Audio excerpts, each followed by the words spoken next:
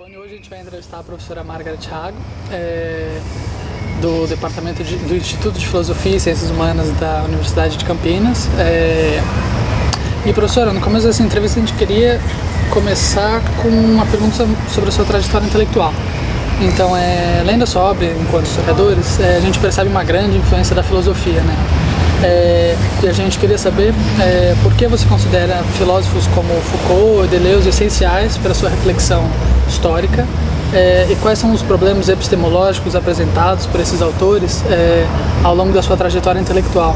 E aí, nesse sentido, como a filosofia, então, na sua produção acadêmica, ora se mostra como limite e ora se mostra como ferramenta nas suas obras. Tá. Então, eu diria o seguinte, eu vim de uma formação muito boa, né? Embora eu seja uma pessoa eu vim de uma família pobre, que subiu o padrão. Meu pai é músico, ele morreu, mas ele viveu de música.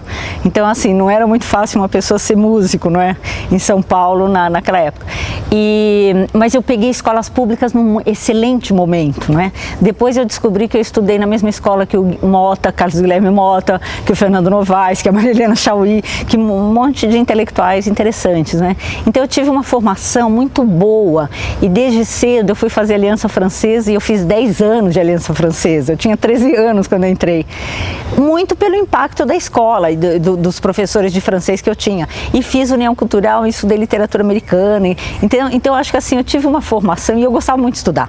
Eu me dou conta hoje de que eu nunca saí da escola. Antes porque eu era aluna, depois que eu virei professora.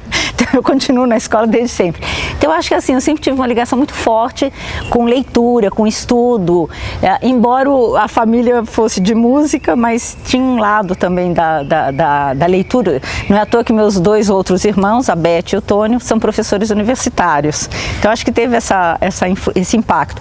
E aí eu entrei na USP e eu tinha 18 anos, né, em 1967 até 70. E foi assim um tumulto, uma turbulência, assim, uma transformação muito grande na minha vida e um impacto muito grande com os intelectuais que eu encontrei, os de esquerda, né, digamos assim. A professora Maria de Luz Janotti foi importantíssima na formação da gente, o Carlos Guilherme Mota, o Fernando Novaes. Então, assim, teve pessoas que marcaram muito. E das ciências sociais, foi a época que o José de Souza Martins estava, né, brilhando, e ele veio dar cursos aqui do Capital, do marxismo, e aquela famosa aula dele sobre Tio Patinhas, que virou o livro, foi dada pela primeira vez em 1970, nesse curso. Então eu acho que assim, eu fui muito privilegiada assim, por ter tido acesso assim, a uma formação de ponta, de primeira e assim, muito estruturada, né? E mesclada com literatura. Então, no início eu fiquei um pouco em dúvida se eu devia fazer ler. Eu me lembro do Fernando Novaes me perguntando na entrevista, para entrar no curso, tinha entrevista. Por que eu não ia para literatura? Se eu gostava tanto do Proust, do não sei quem, do Flaubert, por que história e não literatura? E eu dizia para ele, não, mas é história que eu quero, entendeu? É história. Eu não sabia muito bem por que também, mas enfim. Então, acho que assim, já tenho um certo background que me proporcionou, vamos dizer, facilitou certas opções. Dentro da história, então, foi um período muito conturbado, vocês sabem, a ditadura militar, a situação era terrível, incomparável, não é, com o que nós vivemos hoje. E apesar de hoje termos muitos problemas, mas a gente fala dos problemas, discute, usa apito e se coloca, né? E naquela época não. E quando eu me formei, eu achava que eu devia fazer a revolução, quer dizer, óbvio, né? Eu fui mudando, quer dizer, eu fiz vamos dizer, uma trajetória oposta dos meus colegas, que entravam revolucionários e saíam com profissão. Eu entrei meia perdida e fui me tornando uma pessoa de esquerda mais radical e terminei radicalíssima. E eu queria ser militante e os grupos políticos estavam caindo, né? Então, meus amigos de grupos políticos me diziam para me afastar. E eu falava, não, eu quero passar pela experiência. E eu fiz contatos com o POC na época e fui militar, fazer trabalho lá na periferia. Então eu me formei e queria fazer trabalho operário, entendeu? Lá na freguesia do Ó, fazíamos estudos do Capital. E tudo caiu. As pessoas foram presas, os grupos, né? E eu sobrei, entendeu? E eu não fui presa. E eu sobrei Por pouco, eu acho que assim, foi realmente por muito pouco que eu não fui presa, porque assim, meio assim, todo mundo à minha volta caiu e eu não, entendeu? Porque eu acho que também eu não era exatamente, eu fiz contato com o partido, mas eu não era uma pessoa de partido, entendeu? Assim, eu tinha tido uma formação, meu colega de graduação era o Edgar Dedeca, que vinha da física, e a gente era muito anarquista, sem falar em anarquismo. Nem sabia muito de anarquismo, né? Porque a gente achava que, nem pensava, não se ouvia falar muito em anarquismo, né? E aqui dentro da USP se falava muito de partido, comunista, AP, dissidências, PCdoB, mas não... Bom, enfim, a gente era muito crítico de partido, mas eu queria conhecer e queria ver. Quer dizer que foi assim um baque assim, muito violento, emocionalmente, subjetivamente, politicamente, e eu me retirei por um tempo, entendeu? Eu achei que eu tinha que dar um tempo para entender o que estava acontecendo, e o que eu queria, e que rumos eu devia dar. E nisso eu dei uns anos, entendeu? Até que eu pensei que de repente que eu precisava estudar filosofia, meio intuitivamente também. Eu não tinha uma argumentação tão racional para mim mesma dessa opção. As coisas foram acontecendo, entendeu? Eu encontrei o professor Fernando Novaes, que me falou: você tem que fazer pós-graduação, seus colegas estão dando aula na Unicamp, o Edgar Dedeca, a Estela Bresciani, o Ítalo Tronca, que eram os meus colegas de graduação, eles estão lá, por que você não está? E eu, por que eu não estou? Não sei por que eu não estou, entendeu? E aí eu fui parar na filosofia, que foi um encontro, assim, eu amei fazer filosofia. Eu acho que eu já era uma mulher mais madura, obviamente, eu já tinha passado, né, por uma experiência de estudar aqui na USP, eu já era outra pessoa, mas a maneira de trabalhar, entendeu? Essa maneira, porque historiador tem uma formação para ter visão panorâmica. E filósofo tem uma formação para ver as coisas na minúcia de dentro para fora, entendeu? Então essa pausa do texto, né? Eu me lembro, a gente fez um curso com o Serginho Cardoso, que foi o Príncipe do Maquiavel. Nós lemos 9 capítulos do livro, que é pequenininho, a gente não conseguiu passar disso o semestre inteirinho, entendeu? Porque assim, cada aula em cima de um parágrafo, eu achei isso, foi muito fascinante para mim. Por outro lado, meus colegas, como Kenji Ota, que vai falar aqui na segunda-feira, do dia 14 de setembro, no seminário que vai ter aqui, é fotógrafo, ele estava estudando filosofia, era meu colega de graduação. Ele vinha com esse livro de um cara esquisitíssimo, chamado Deleuze, Capitalismo e Esquizofrenia. E assim, o que é isso? O que tem a ver capitalismo com esquizofrenia? Né? Eu que estava me ligando a Libelu, imagina. A Libelu, mesmo sem acreditar muito, porque a Libelu queria ler o Lênin, o que fazer do Lênin. Eu, outra vez, 10 anos depois eu volto, eles estão lendo a mesma coisa. O mundo parou em 10 anos atrás, não é? Então essa sensação assim, já vi esse filme, né? E chega esse meu amigo vinha com esses livros assim, entendeu? Esse Foucault, que eu não entendia nada, com essa história da loucura. Eu nem chegava perto, eu falei, eu já tenho medo de ficar louca, ainda vou ler a história da loucura. Tô com um pouco de medo desse povo aí. Mas foi chegando, entendeu? Então eu acho que esse pensamento que a gente hoje chama filosofia da diferença, o Lyotard, o Rancière veio palestrar aqui, não é? E então os franceses circulavam aqui também. Enquanto aqui eram os historiadores franceses, né, lá eram os filósofos. E aí eu acho que foi aos poucos, entendeu? Assim, foi um fascínio muito grande com a filosofia. Então eu devo dizer o seguinte: hoje eu tenho uma elaboração sobre isso, porque se passaram décadas. Mas na época eu acho que eu funcionava muito mais intuitivamente, de pensar onde eu me sentia bem, onde havia espaço para mim, do que eu tinha uma elaboração teórica como eu tenho hoje, entendeu? O que eu vejo hoje, respondendo um pouco a sua questão da filosofia, é que sem a filosofia eu jamais poderia fazer história, entendeu? Porque uma das coisas que me inquietava demais na história é essa coisa de você ter que dar conta do mundo em uma página, essa visão, né, o século XX, horizonte, avaliação do século, essa coisa panorâmica que me incomodava muito. E a falta de conceitos, porque assim, como é que você lida com uma quantidade de informação, de documento, entra por aqui, sai por aqui, entendeu? Aqueles cursos que eu fiz de Idade Média, entra por aqui, não sei nada, entendeu? Então, eu sentia assim falta de conceitos que me dessem um mínimo de estruturação. O marxismo foi fundamental, e isso aconteceu quando eu fazia história, né? Chegar ao marxismo e você entender que existiam classes na sociedade, que existia dominação classista, que existia capital-trabalho, que você, como Marx diz, você não pode ficar no nível da população, você tem que...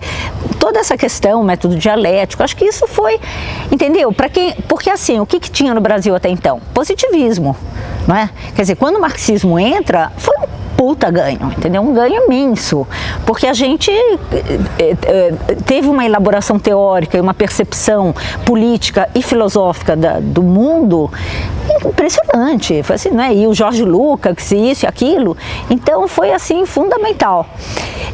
Mas, quer dizer, de repente os grupos políticos tinham caído, as coisas minguaram e, enfim, né? Aquele discurso começou a ficar velho, assim, luta de classes era a palavra-chave para qualquer tema, qualquer prova, qualquer, entendeu?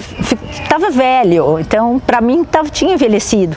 E eu vi esses autores falando em linhas de fuga, máquina de guerra, esse Foucault aí falando nos micropoderes, né? Que esses caras estão falando, né? Então eu acho que assim, esse final de década de 70, que foi também um momento de retomada da esfera pública, de retomada do movimento estudantil, dos movimentos sociais. Então assim, viver isso fazendo filosofia também foi maravilhoso, porque foi reconectar com o mundo. Então a minha sensação foi que nesse período que eu fiquei fora, né, fiquei em casa, eu perdi as pontes. Porque as pontes, as pessoas foram presas, aquela leitura ficou velha, eu perdi as pontes com o mundo, sabe? Tem uma música americana que ela fala All my bridges burned, né? All my bridges burned. É um pouco isso, assim, perder as pontes com o mundo. E você ficar meio... onde eu vou, com quem, o quê, entendeu? E eu achei que vir para a filosofia foi uma reconexão com o mundo. Pelos livros, pelas pessoas, por tudo que estava acontecendo no país, entendeu? Então, acho que assim, sem filosofia eu acho impossível fazer história. Aí eu fui fazer pós-graduação em História com os meus colegas de graduação que estavam na Unicamp. Então, meu orientador foi o meu colega de graduação, o Edgar Redeca, que era um grande amigo, assim, né? A gente ia ao cinema, a gente foi assistir Hair, a gente foi, né? Ele politizou o grupo. Quando a gente chegou, ele era politizado, ele sabia tudo, ele levava a gente para cima e para baixo e conhecia os grupos políticos, né? Então, quando eu fui para a Unicamp em 1980, e estava procurando um projeto de pesquisa, eu encontrei o anarquismo e eu tinha o Foucault comigo e eu falei, gente, os anarquistas estão falando o que o Foucault está falando, só que um está falando na prática, na experiência prática, e o outro está falando na teoria. Porque que os anarquistas faziam? Crítica dos micropoderes, é isso que os anarquistas fazem, não é? Crítica dos micropoderes, quer dizer, eles são contra o Estado, tal, mas a questão deles é transformar as relações aqui e agora, e eles não têm o conceito de heterotopia que o Foucault tem, entendeu? Então foi assim muito impressionante para mim começar a perceber que Foucault e os anarquistas tinham tudo a ver, que o Foucault era um anarquista. Bom, e levou algum tempo também para eu ir, quer dizer, na verdade eu fiz esse trabalho com o Edgar e o pessoal da Unicamp sobre a classe operária, que deu do Cabaré ao Lar, a utopia da cidade disciplinar, e agora, 30 anos depois, eu consegui pôr o resto do título que eu queria, que é a resistência anarquista, que na época a editora podou. Olha só, hein? Quer dizer, não foi assim repressão. Eles falaram, mas anarquismo, sabe, já tem muita coisa. Enfim, e eu falei, bom, sabe, assim, eu não vou comprar briga, porque eu já estou conseguindo publicar, estou feliz da vida, então... Mas enfim, agora eu consegui, né? Então eu fiquei feliz também, porque eu não acho que é um livro só sobre poder, sobre formas de domesticação e disciplinarização na cidade. Eu acho que tem a resistência anarquista, que é crítica na época, isso que eu achei fantástico. Os anarquistas estão criticando a família nuclear quando ela está nascendo. Eles estão criticando a escola autoritária, a escola republicana, quando ela está nascendo, não é depois, entendeu? Então eu achei, eles estão falando em amor livre quando todo mundo está falando em casamento monogâmico. Então eu achei o máximo, Porque, obviamente, eu pensava que o amor livre era da minha geração, de 1970. E aí eu fui descobrir que era de 1870, ou antes, de 1840. Então, é um impacto, né? Então, assim, isso mostra a importância da história, né? De você perder a arrogância, né? De se situar historicamente. Mas a filosofia, para você perceber, porque, assim, existiam muitos outros trabalhos sobre os anarquistas. Não existiam muitos outros trabalhos sobre os anarquistas. Os que existiam eram trabalhos feitos por marxistas que diziam que os anarquistas eram pré-políticos, na esteira do Hobsbawm, né? E na época isso era assim, era uma verdade, todo mundo acreditava isso e descartava os anarquistas, entendeu? Quando eu fui ler os anarquistas, mas tendo passado pela filosofia, eu enxerguei outra coisa e fiz um livro mostrando, falando, pô, que injustiça, preciso mostrar o que esses anarquistas... Olha o que eles falavam da mulher, eles estão fazendo a crítica da mãe moderna, entendeu? Então, olha que, entendeu? Mariela César de Moura, descobri Mariela César de Moura. Falei, gente, a mulher escreveu, a mulher é uma degenerada? Nos anos 30, nos anos 20, entendeu? Ela tem uma produção sobre o amor plural, o livro dela, Henri e o amor plural. Quer dizer, a mulher está falando que o feminismo na década de 70, 80 vai retomar, entendeu? Então é muito impressionante. E ninguém sabia quem era. Quer dizer, a Miriam Moreira Leite estava fazendo o livro dela, que é um outro lado do feminismo, a Mariela César de Moura. Mas o livro da Miriam Moreira Leite saiu no mesmo momento que o meu. Eu estava defendendo a tese e ela estava fazendo o livro. Então eu descobri porque tinha no arquivo Edgar Loenrot essa documentação. E eu fui ficando muito fascinada. Mas eu acho isso, que sem a filosofia seria inviável ler. Eu vou te dar um outro exemplo. Em 2009 eu comecei uma outra pesquisa, que terminei agora em 2013, publiquei o livro A Aventura de Contar-se, Feminismos, Escrita de Si e Invenções da Subjetividade. Escrita de Si é uma discussão do Foucault. E Invenções da Subjetividade também tem tudo a ver com Foucault. Mas eu tinha lido o Foucault da Ética, que vai falando sobre a parresia, ou parrésia. E ele vai falando que os gregos, na formação dos jovens, nas suas artes do viver, né, quer dizer, ele diz, os gregos investem não na normatividade. Aqui, formar o cidadão é formar o indivíduo obediente. Está deixando de ser, mas até pouco tempo atrás era isso. Formar o indivíduo obediente, calado, submisso, silencioso, cumpridor dos seus deveres. Para os gregos não é normatividade, né? Não tem esse investimento. A questão é como fazer o jovem ser livre, ser capaz de se autogerir. Então, como é que você forma uma pessoa para ela ser capaz de se autogerir, de se auto-administrar, sem ser obedecendo regras, normas, né? Então, essa pessoa tem que ser muito bem formada para não fazer as besteiras que nós estamos vendo atualmente com o neoliberalismo, né? Os indivíduos neoliberais que acham que podem tudo, fazem qualquer... Não é? Quer dizer, não tem regras, eu sou eu, mais eu. Então, eu acho que não é disso que se trata, não é? Vamos dizer, é uma ideia de práticas da liberdade a partir das quais você se constitui subjetivamente como uma figura ética. E como uma figura racional, o que não quer dizer em oposição ao emocional, ao instintivo, mas quer dizer não escravo das paixões. Então, eu acho que é muito diferente, né? Porque, assim, uma pessoa não ser escrava das paixões não quer dizer que ela não deva ter paixões. Quer dizer que ela deve saber usar os prazeres, que é o nome do livro dele, O Uso dos Prazeres, quando ele fala da Grécia. Então, eu estava com toda essa leitura e a parresia, ou parrésia, como a coragem da verdade. E ele dizendo, o Sócrates é o exemplo da coragem da verdade. Ele é o parresiasta por excelência, porque ele morre, porque ele fala, eu não abro mão da minha verdade. Então, ele poderia fugir para não morrer, ele poderia falar outra coisa, adular para não ser condenado a ter que tomar o veneno, mas ele insiste em manter, porque ele falou, senão eu vou negar tudo que eu falei ao longo da minha vida. Então é uma questão de integridade, né? De coerência, integridade, e por isso ele morre. Então o Foucault vai falando desse investimento na parrésia, na coragem da verdade em situação de risco, não qualquer situação. Eu estou falando a verdade agora, mas não estou correndo risco. Ele está falando em situação de risco. Ora, nessa 2009 eu estava começando a pesquisar as mulheres no Brasil Brasil que revolucionaram. E claro que são mulheres de esquerda, ligadas, que se ligaram ao feminismo, mas que foram torturadas, presas, exiladas, ou não, mas de qualquer maneira pagaram um alto preço pela insubordinação e pela rebeldia. E pela coragem da verdade, entendeu? Então casou assim muito bem falar dessa coragem da verdade dessas mulheres com a noção de parrésia dos gregos, mas que eu só vim conhecer pelo Foucault. Entendeu? Não foi por um curso de história antiga que eu fiz em história. E eu fiquei muito irritada com isso, porque eu fiquei pensando que eu devia saber da parrésia aos 20 anos, não aos 50 ou 60, entendeu? Então, afinal, sou historiadora da USP, formada pela maior universidade do país, né? Então eu fiquei assim, eu fui ficando muito irritada com a sensação de terem me roubado a tradição, entendeu? De eu ter perdido a tradição, eu e todo mundo, né? Enfim, não sei se eu te respondo, mas eu acho que assim, hoje eu considero a filosofia fundamental. E o Foucault foi um autor que eu fui encontrando, assim, cada vez mais eu fui me fascinando pelos livros dele. Quer dizer, eu comecei a conhecer em 78, 77, 78, e aí em 84 saem os 2 volumes da História da Sexualidade e eu estava fazendo História da Prostituição. E eu achei o máximo aquilo, né? Quer dizer, ele me mostrou um universo completamente diferente do moderno, da modernidade, e a possibilidade de a gente ser outros, de a possibilidade de construir outros mundos.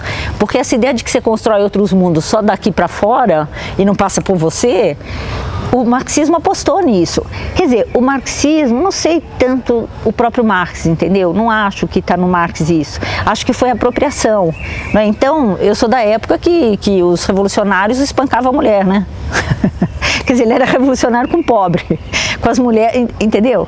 E hoje isso é inadmissível, né? Hoje a gente não admite um revolucionário que seja homofóbico, entendeu? Então acho que assim, a gente tem uma leitura muito diferente, porque a subjetividade foi incorporada e ela está em discussão nessa questão de criação de outros mundos e outras possibilidades de ser. Então acho que Foucault é um cara que fala disso, e o Deleuze também. Daí eu fiquei com eles. E aí com o feminismo também, né?